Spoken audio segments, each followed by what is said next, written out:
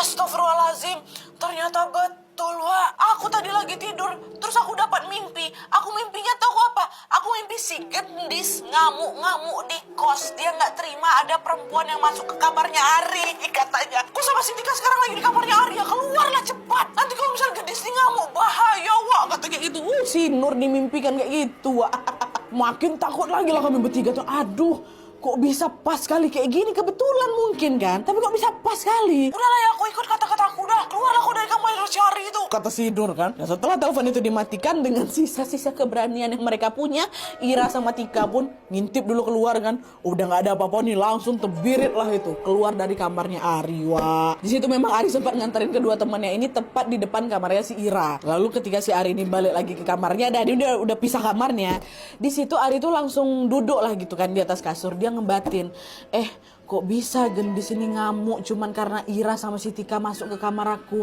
Kenapa dia nih? Aduh, aku kok jadi takut ya, kata siapa kan, kata si Ari kan, kok macam cewek cemburu gitu. Pokoknya aku di situ masih nggak habis pikir lah dia dengan apa yang baru saja terjadi.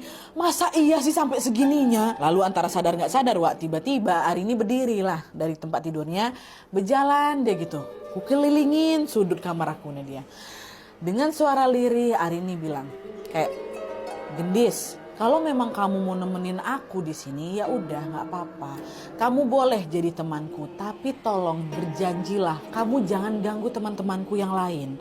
Dan satu lagi, kalau memang kamu mau datang, tolonglah datang dengan wajah yang baik, bukan dengan yang menyeramkan, kata si Ari. Ku ngomongnya kayak itu, Nat. Dia hantu kan, harusnya didengar nih. Itu keinginan aku. Tolonglah kau jangan takut-takutin aku, janganlah kau ganggu kawan-kawan aku, kasihan gitu kan. Dan kalian tahu, tidak lama setelah Ari mengatakan hal itu, tiba-tiba saja Ari merasa seperti ada angin yang bertiup lembut mengenai lehernya.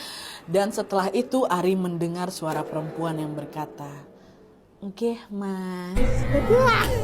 Kaget aku, bukan main tuh. Dengan gerakan perlahan Ari yang ketakutan tapi penasaran ini, Wak, perlahan-lahan menolehlah ke sumber suara "Oke, Mas" tadi.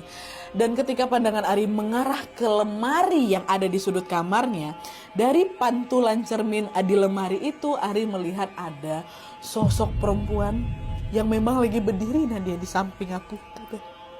Dan Ari tahu kalau sosok itu siapa? Gendis.